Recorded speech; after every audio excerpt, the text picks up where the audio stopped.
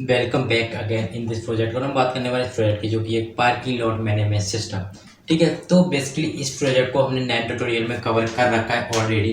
ठीक है, लेकिन ये 10 ट्यूटोरियल है और ये 10 ट्यूटोरियल क्यों है और तो बेसिकली इसके ऊपर एक कमेंट था और बोला गया है कि एक्चुअली आप एक सेपरेट ट्यूटोरियल बनाइए और उसमें आप बताइए कि एक्चुअली इस प्रोजेक्ट के लिए हमें क्या क्या ज़रूरत पड़ेगी, यानी किन किन लैंग्वेज की ज़रूरत पड़ने वाली है और अपने सिस्टम में किस तरह से हम इन्वायरमेंट सेटअप कर सकते हैं। रिपीट अगेन, और मैं रिपीट करना चाहता हूँ कि किस तरह से हम इन्वायरमेंट सेटअप कर सकते हैं इस प्रोजेक्ट के लिए अपने सिस्टम में। तो वही कुछ सब कुछ बताने वाला हूँ और इसके ऊपर पूरा डिस्कशन रहने वाला है इस वीडियो में। और आपको मैं बताना चाहता हूँ, अगर ये वीडियो आपको पसंद आए तो प्लीज़ इस चैनल को सब्सक्राइब जरूर करना और इस वीडियो को लाइक तो करना ही। ठीक है, तो बात करते हैं कि इस प्रोजेक्ट में क्या है और किस तरह से ये काम करती हैं। अगर आपने लास्ट के 9 ट्यूटोरियल नहीं देखे तो प्लीज़ आप उनको देख लीजिए और अगर एटलीस्ट आपको आइडिया मिलेगा जो आपको फर्स्ट ट्यूटोरियल है और जो थर्ड ट्यूटोरियल है, तो आप उसने तो देखिएगा और उससे आपको पता चलेगा, पूरा क्लियर हो जाएगा एक्चुअली ये पार्किंग लॉट मैनेजमेंट सिस्टम क्या है। ठीक है, देखो सबसे पहले आपको एक एक्सएम सर्वर को इंस्टॉल कर लेना है और ठीक है, और उसके बाद आपको ये सोर्स कोड डाउनलोड कर लेना है। अगेन इस सोर्स कोड को आप इस वीडियो डिस्क्रिप्शन से डाउनलोड करिए। ठीक है, और फिर हमें क्या करना है कि जो एग्जाम सर्वर नाम का एक हमें एग्जाम नाम का एक फोल्डर दिखेगा लोकल सी में, और उसके अंदर एक htdocs नाम का फोल्डर दिखेगा। फिर उसके अंदर आपको सारे प्रोजेक्ट रखने होते हैं। ठीक है, अगेन मैं रिपीट करना चाहूँगा कि जैसे ही आप एग्जाम नाम का एक सॉफ्टवेयर डाउनलोड करेंगे तो वहाँ पर आपको एक लोकल सी में एग्जाम नाम का एक फोल्डर दिखेगा एंड उसके अंदर htdocs नाम का एक फोल्डर दिखेगा एंड आप उसमें से जितने प्रोजेक्ट आप बनाते हैं उसी फोल्डर में रखने होते हैं सारे फोल्डर्स में। बेसिकली ये सब मैं प्रैक्टिकल बताऊंगा आपको अभी जस्ट इसी वीडियो में, लेकिन बस आप इतना समझिए, आपको सबसे पहले एग्जाम सर्वर को डाउनलोड कर लेना है, फिर इस सोर्स कोड को डाउनलोड करना है इस वीडियो डिस्क्रिप्शन लिंक से, और फिर थर्ड नंबर जो आता है वो आपको इस फोल्डर को सेपरेट करना है अपने htdocs नाम के फोल्डर में।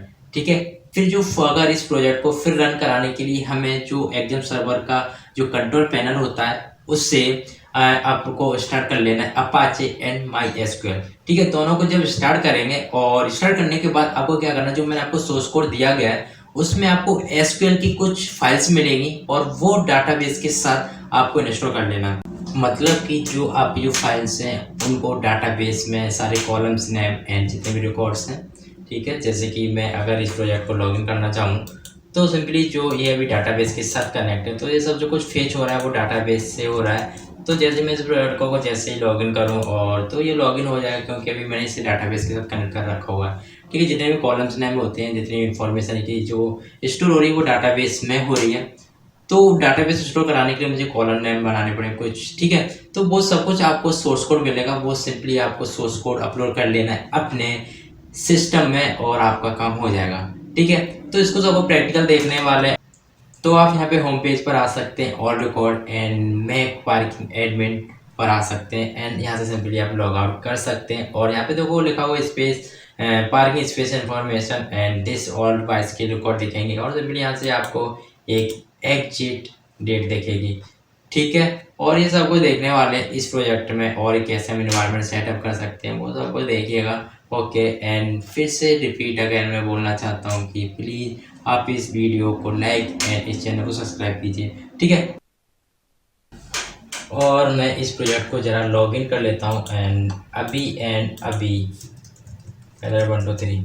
ठीक है, जस्ट मैं लॉगिन कर लिया हूँ और फिर से एंड आपको सबसे पहले क्या करना है, आपको इसी वीडियो को डिस्क्रिप्शन में जाना है और सोर्स कोड को डाउनलोड कर लेना है। ठीक है, ओके, आपको फिर क्या करना है कि आपको जस्ट अपने किसी भी ब्राउज़र में आना है और सिंपली यहाँ पे लिखना पड़ेगा exam and download for window. आप विंडो में तो विंडो, मैकबुक में तो मैकबुक एंड लाइनक्स तो लाइनक्स। ठीक है, जस्ट आपको जो आपको फर्स्ट लिंक दिख रहा है download exam and Apache friends. ठीक है, तो सिंपली आपको इसे डाउनलोड कर लेना है जो भी आप विंडो पर है 64 बिट एंड 32 बिट के लिए नॉट अवेलेबल हेयर। ठीक है, ओके, तो यहाँ से अपने अकॉर्डिंग आप यहाँ से डाउनलोड कर लेना। ठीक है, डाउनलोड करने के बाद आपको क्या करना पड़ेगा, यहाँ से जितना कर लिया आपने काम डाउनलोड, जैसे ही आपको डाउनलोड करेंगे और इसे सिंपली आपको इंस्टॉल कर लेना है। ठीक है, इंस्टॉल करने के बाद देखो आपका सब कुछ सेटअप हो जाएगा और सिंपली ही आपसे एक परमिशन मांगेगा कि आपको ये सॉफ्टवेयर कहाँ डाउनलोड करना है।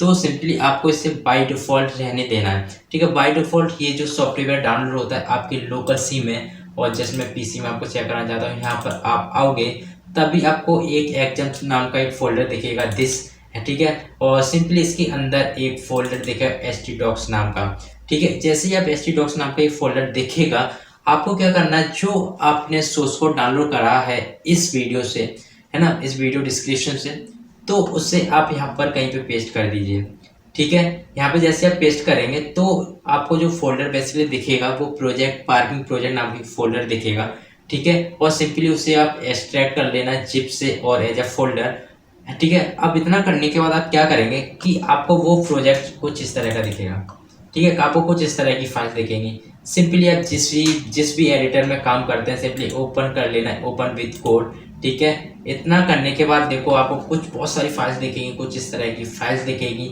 और देखो इसके अंदर इसी आपको देखो ये जो फोल्डर होगा अभी सिर्फ इसी तरह का दिखेगा, ठीक है। क्योंकि मैं जो आपको सोर्स कोड प्रोवाइड कराने वाला हूँ वो इसी फोल्डर का कराने वाला हूँ, मतलब कि ये सारी फाइल्स होंगी उसमें, ठीक है। तो सिंपली आपको जो डाटाबेस है, एक्चुअली ये डाटाबेस, ठीक है, ये सारे 3 डाटाबेस बनाए हुए हैं। एक तो लॉगिन इन्फो जिसके द्वारा हम अपने लॉगिन करेंगे pages, and parking project and parking update info. यहाँ इसमें जो डाटाबेस है इसमें कुछ टेबल्स हैं, एंड इसमें एक्चुअली जो हम अपडेट कर रहे हैं डाटा अपना, ठीक है, तो वो फाइल्स रखी गई हैं इसमें, ठीक है। ओके, यानी कि रिकॉर्ड, ठीक है। और पार्किंग जो प्रोजेक्ट है एक्चुअली, तो आप पार्किंग प्रोजेक्ट इसमें भी आप जो आपका एंट्री डेट हुई है वो सारी डिटेल्स हैं। और लॉगिन जो इन्फो था इसमें वो सारी फाइल्स हैं, जो वो सारे सब कुछ डाटा है जो एक्चुअली उस प्रोजेक्ट की करता धरता है, ठीक है। इतना समझ में आ गया होगा। ओके, एंड देखो इतना करने के बाद आपको क्या करना है कि जो आपका एग्जाम सर्वर है एक्चुअली आपने इंस्टॉल किया, सिंपली यहाँ पे लिखना पड़ेगा एग्जाम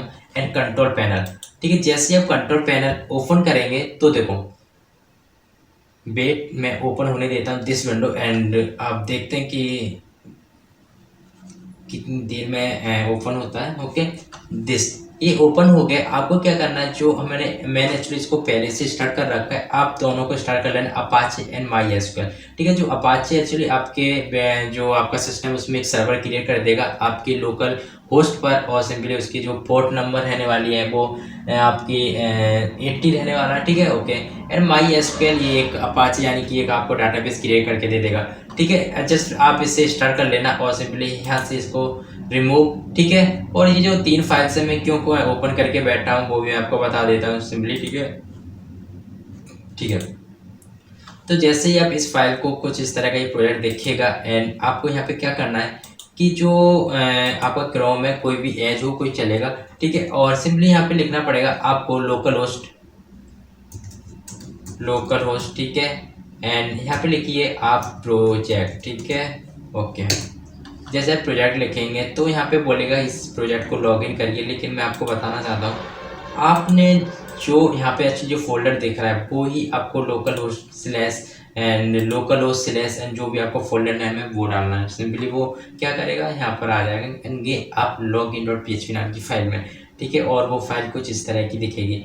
तो आपको अभी 123 करके से लॉगिन कर लेना है आपको भी, ठीक है। और अगर आप इस प्रोजेक्ट के एडमिन बनना चाहते हैं तो सिंपली यहाँ पर आओ और सिंपली मेक पार्किंग एडमिन करके अपना डाटा स्टोर कराओ, सिंपली आप सबमिट करो, आपका काम हो जाएगा। जैसे कि मैं अगर यहाँ पे करूँ आकाश, ठीक है, एंड पासवर्ड डालना चाहता हूँ आकाश@123, ठीक है।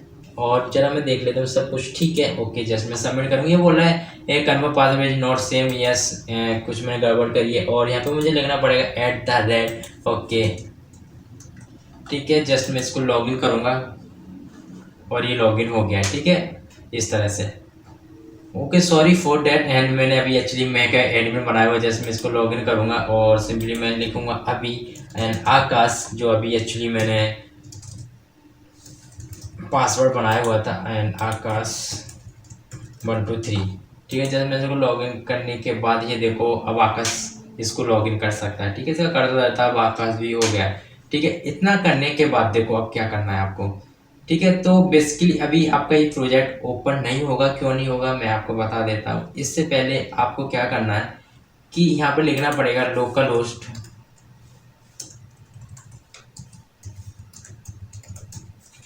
ठीक है, और वेलकम टू एग्जाम आपका आ गया है और सिंपली आपको लिखना पड़ेगा PHP माई एडमिन। ठीक है, आप इतना करने के बाद आप देखिएगा और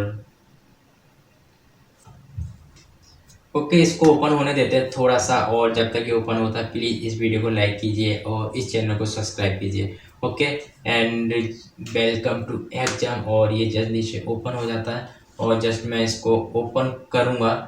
ठीक है, ओके, तो देखो आपको क्या करना है, अपने न्यू पर आना है फिर से एंड यहाँ पर आपको देखो क्या करना है, डाटाबेस का नाम डालना होगा आपको।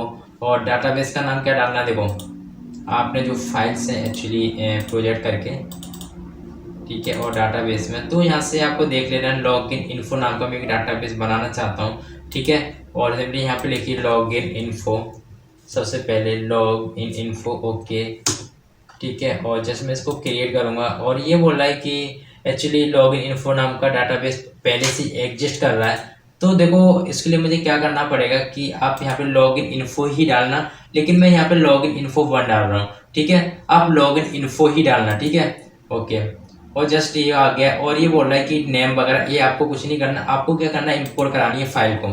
ठीक है, और आप वो इंपोर्ट फाइल करा सकते हैं यहाँ से चॉइस फाइल, और सिंपली जहाँ भी आपने अभी ये फाइल मैं बता देता हूँ किस तरह से हमें चॉइस फाइल करनी है, अपने लोकल सी में आना है।